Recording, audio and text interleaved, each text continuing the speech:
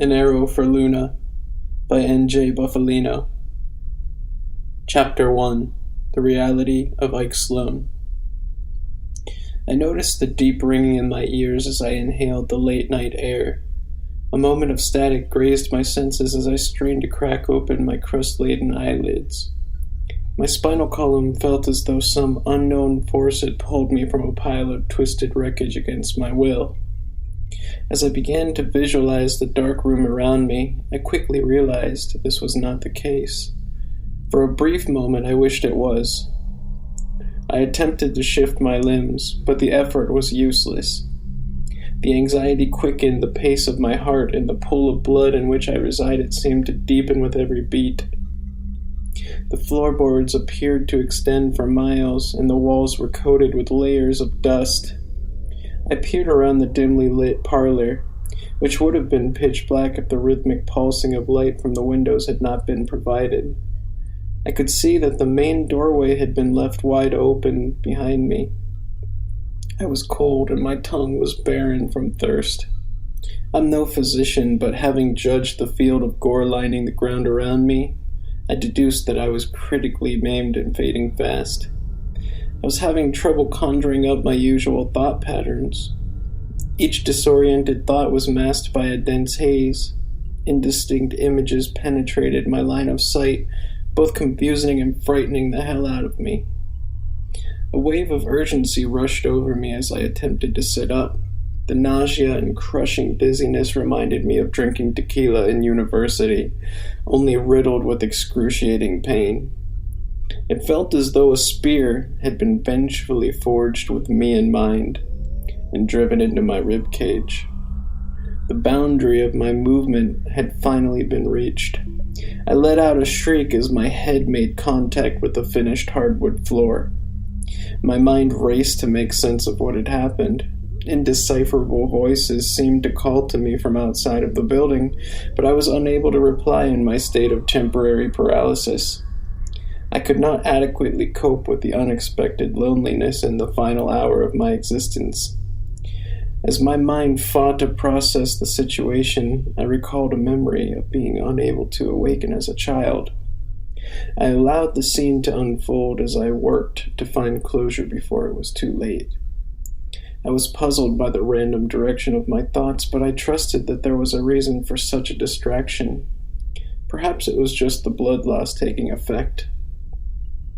After a peaceful night's sleep at the age of 11, I heard my mother calling for me to rise for breakfast.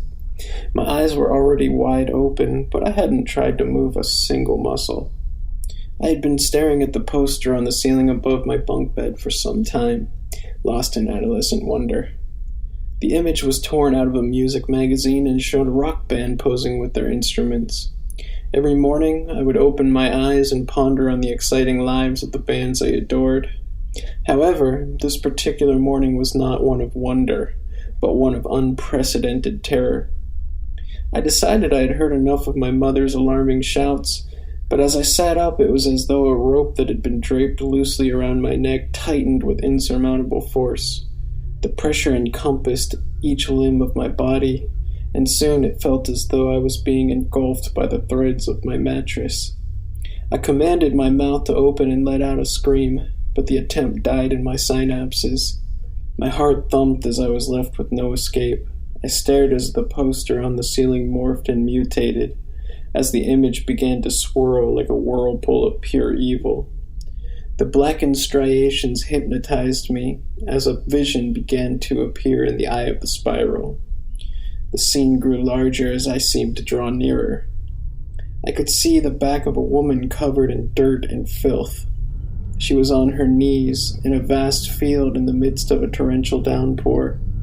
I could not see her face, but I could tell that she was weeping and calling to the heavens. The unknown tragedy penetrated my heartstrings like barbed wire as I watched her agony unfold.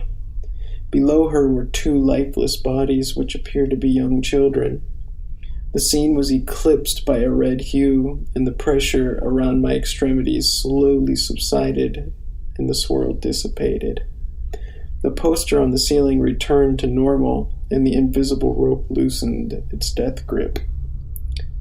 When I felt my mobility had returned, I sat up in my bed covered in sweat and urine. My mother entered the room with her hands raised, prepared to yell at me, but halted when she witnessed me crying with my head in my hands. "Ike, honey," she said, "what happened?" She placed her foot on the bunk below mine and climbed up to speak with me at eye level. Her face turned to horror when she observed the foul condition of my bed sheets and my unresponsive demeanor. "Oh dear." She placed her hand upon my burning forehead. "You're staying home today, sweetheart? I knew I shouldn't have used that cabbage for dinner last night." I recalled my mother writing off my near-death experience as the result of a faulty dinner preparation, but it had somehow changed me forever. The pulsating red and blue police lights guided me back to my current misfortune. Why had I recalled this event from so long ago?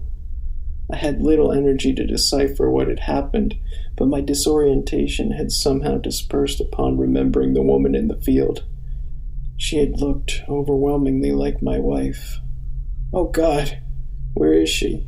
I muttered to myself desperately, wincing as I felt my battered limbs throb. 2 blinks were all I was capable of mustering before I fell into the cold, blackened void, the wasteland of my soul.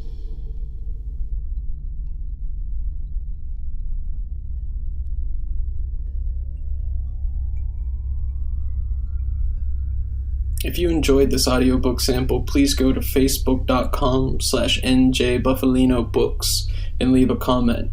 The rest of the book will be released soon. Thank you for listening.